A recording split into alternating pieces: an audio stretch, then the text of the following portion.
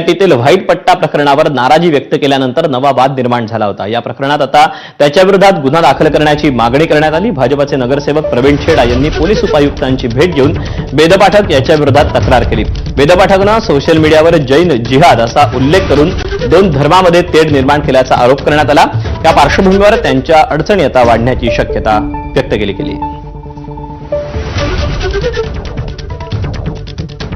एका प्रकारे दोन धर्मामध्ये ऍक्च्युअली तर हिंदूच्या विरोधात हा माणूस हा काम करतोय। त्यांच्याकडे सगळे जर चॅनल वगैरे आपण पाहिली असेल त्याच्यामध्ये तो घरी काय कुराण करतो आणि काय करतोय आणि त्याच्या पण पुढे जाऊन हा माणूस लिहितो मी गणपतीला मान, उद्या गणपती पॅन्डलवरचा विरोध करणारा माणूस आहे। तो लिहितो काय मी गणपतीला मानत नाहीये आणि आपण सर्व जे काय आहेत ते कॅन्सर सारखे आहेत।